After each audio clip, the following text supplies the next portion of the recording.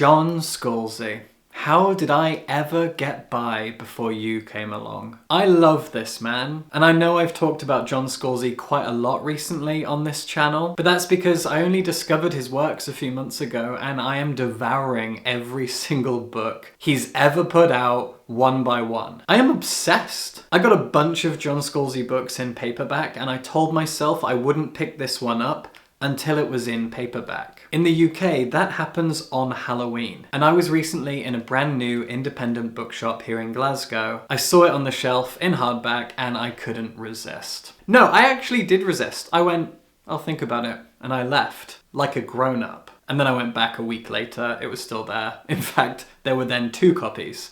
And I went, come on, it's John Scalzi. I love this guy. But why? Well, because John Scalzi is joy. His books provide so much joy to readers. He's a science fiction author who leans into the fun, into the happiness, into the humor of sci-fi. He is creative just as much as any sci-fi author is creative, but his creativity comes from a kind of tongue-in-cheek place. A lot of sci-fi authors, as well as horror authors, romance and fantasy authors, they often lean into tropes that have been well established in different genres for a long time now. Fiction is becoming metafictional. This happens constantly, irrespective of genre. Sometimes it's clever, sometimes it's subversive, sometimes it's just a cheeky nod or a wink. Other times, very clever, very sweet, very funny stories can be built around established tropes or ideas. And that's something that Scalzi does really, really well. In Red Shirts, for example, which still remains my favorite book of his, he takes an established joke from the Star Trek fan community, a joke that has existed for decades, and turns it into a conspiracy theory within a Star Trek-esque sci-fi universe. It's kind of speculative, very, very fun and cute and sweet and goofy and silly until it starts to get more serious,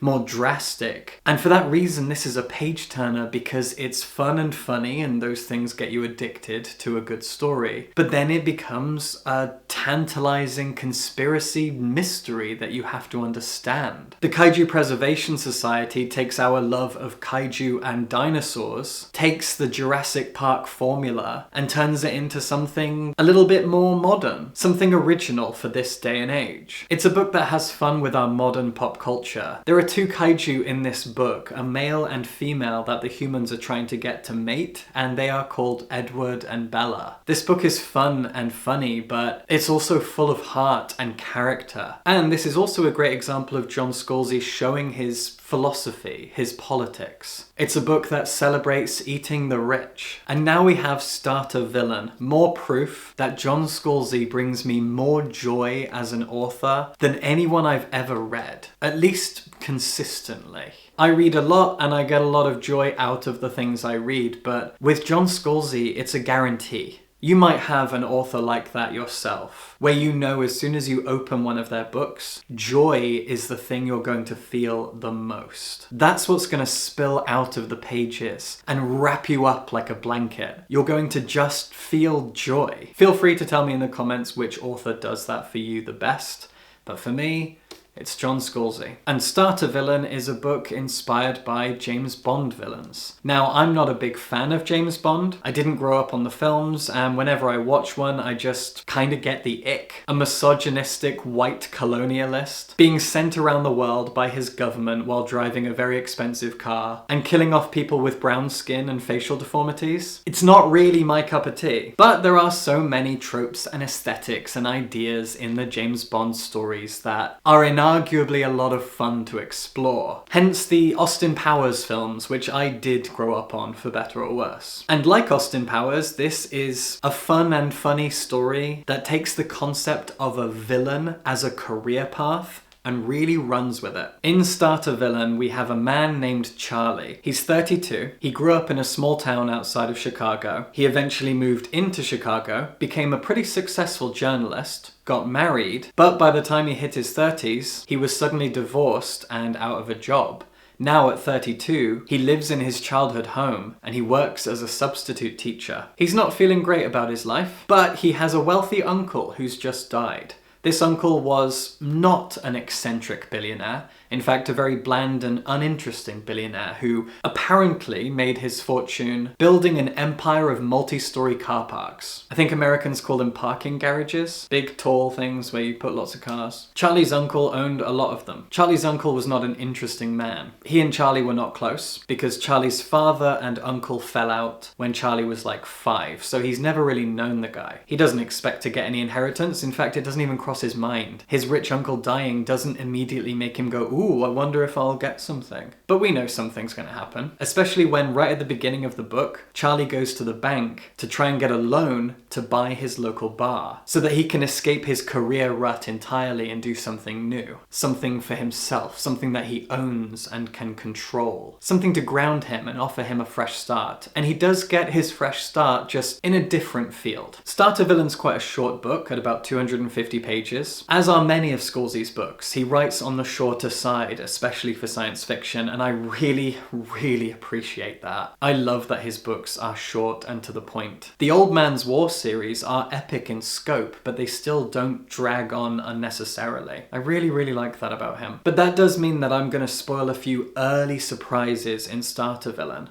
Although, the big surprise is that Charlie's uncle was in fact a kind of supervillain with a secret volcano lair on an island, but I'm pretty sure the title and cover and blurb all give that away. But it's still fun to find all of that out, especially in detail. But I do want to spoil something small here that happens really, really early on, even before that big reveal about what Charlie's uncle actually was. Which is that Charlie is very good with cats. John Scalzi himself loves cats, I love cats, we're all on the same page here. Charlie has already taken in one cat that found its way into his life. He named her Hera, and then one day he's walking down the street and a kitten that looks suspiciously like Hera suddenly pops out of a bush, meows at Charlie and follows him home. Now he's got 2 very similar ginger and white female cats, both of which adore him. And it turns out that that's because these are hyper-intelligent cats. They actually live in a house of their own, and they can communicate by walking along keyboards and typing out full sentences, full communication, complete conversations through a computer screen just by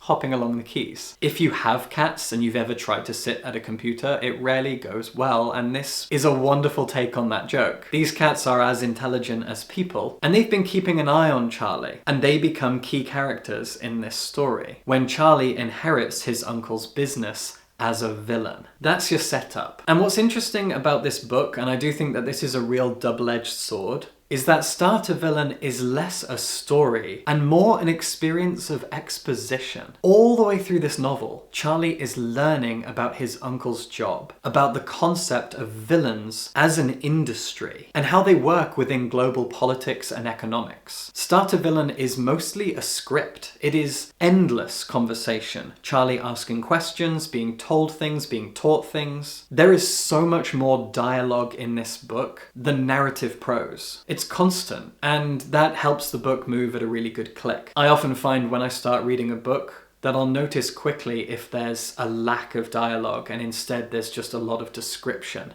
I love dialogue. I love when characters are expressing themselves and getting into fights and arguments and conversations and debates or whatever. I love all of that. And you get that here all the way through. This book is 90% dialogue. The negative to that is that you're not really getting a story, and occasionally it does feel like it's dragging, where you can be 2/3, 3/4 through this book and Charlie is still learning things and finding his feet and asking questions and being taken by surprise when he doesn't understand things. He's always being taught, always just learning. He is a starter villain, and we watch him on his first few weeks on the job. And just think back to when you started a new job, and for the first few days and weeks, it's so much asking questions, learning how things work, making mistakes, having things explained to you constantly, being surprised by things. That's the book. Only the job is supervillain. As for how villains work, they're kind of like very wealthy, very powerful mercenaries. They are hired by government agencies all around the world to do dangerous, illegal things that tip certain international scales. The book is all about geopolitics and how villains are able to throw a spanner in the works. And there's more than just one. Charlie's uncle was not the villain. It's an industry, like I said. And a lot of this book is about Charlie's uncle's relationship to the other villains of the world, and how Charlie, as an inheritor of all of this responsibility, is going to engage with this industry going forward. Charlie's a nice guy. How does he fit into the role of villain? And why did his uncle think that he should? That's a big question. Charlie's uncle had one eye on him all the way through his life, although Charlie never knew that, and therefore his uncle would know that he's not a good fit for this life, for this job, for the responsibilities of this role. So why? And what will Charlie do with this power, with this responsibility? It's a big question. There's a lot of small, medium-sized questions rolled into one. And you are just along for the ride. That's often how I feel when I read a John Scalzi book. I am along for the ride and I enjoy every moment of it. And you will too. Starter Villain, just like every other Scalzi book, is a ride. It is joyful. It is exciting. His stories and his characters are laugh out loud funny. And you can never not have a good time with his imagination, with his hand on the steering wheel, with how he writes his characters and dialogue. He's a good, wholesome, fun and funny person to write very original, very joyous and almost celebratory science fiction. If I haven't yet sold you on John Scalzi with all these videos I've put out recently, I don't think I ever could. But he's become very important to me. He is the author who brings me the most joy. Now it's time for my Patreon book recommendation of the week, and this recommendation comes from Rachel. She recommends Our Own Unique Affliction by Scott J. Moses. And Rachel says, this is a beautifully written novella about a vampire named Alice Ann and her sister Hannah Grace. They have been vampires since the 19th century. Throughout the novella, Alice Ann remembers her parents and the farm she lived at before her parents were murdered and she and her sister were turned, as well as grieves for past and present losses. Some of the major themes in this book are grief, loss, and family, both blood and chosen, along with choosing to stay alive after losing someone important. That last bit hits very hard for me. It'll probably hit hard for a lot of people. And that's the beauty of vampire stories, is they have the ability to explore grief and loss kind of from the other side. A lot of us have grieved and lost, and we will continue to do so throughout our lives. But imagine looking at it from the other side, from beyond death as a vampire. That is alluring, and it's something that I adore about vampire stories. So thank you very, very much, Rachel, for recommending this book. I'm actually on a bit of a vampire kick right now. You'll learn more about that soon, so I'm definitely gonna have to check out this book. If you'd like to give your book recommendations, you can do so by supporting me on Patreon at patreon.com/WillowTalksBooks. I say this a lot and I mean it every single time. The support of my patrons means the world to me, which is why I offer as many fun perks as possible. Just like this one. You want to give me your book recommendations? You can support me on Patreon and subscribe for books.